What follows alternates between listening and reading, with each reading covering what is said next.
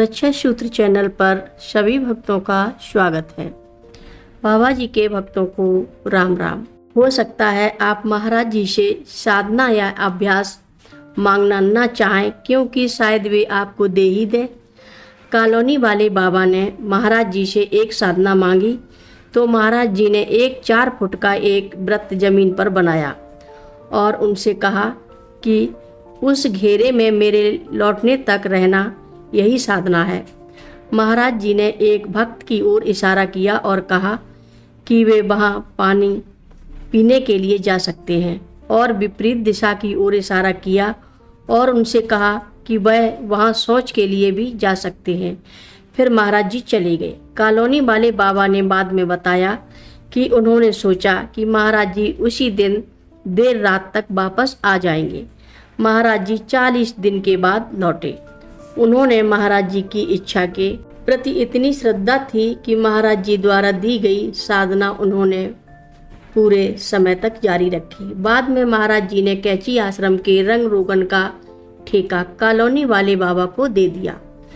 हिंदी में कॉलोनी वाले बाबा का अर्थ है जो रंग रोगन करता है।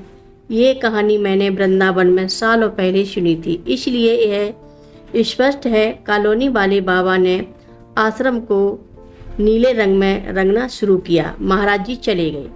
कुछ समय बाद रंगाई पुताई का काम पूरा हुआ और महाराज जी वापस आए। उन्होंने बहुत कठोरता से कॉलोनी वाले को फटकारा और कहा कि उन्होंने आश्रम को बर्बाद कर दिया है। महाराज जी ने उन्हें मूर्ख भी कहा और कहा कि ये आश्रम को किसी अन्य रंग से रंगे। तो कॉलोनी वाले ने पूरे आश्रम को हरे रंग से रंग दिया।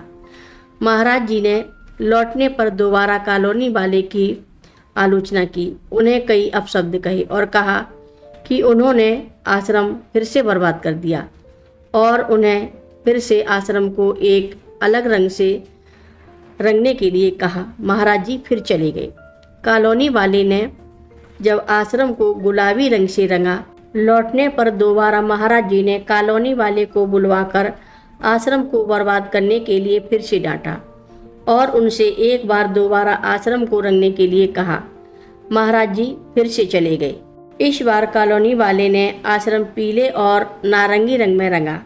जब महाराज जी लौटे तब उन्होंने कहा, बहुत अच्छा है।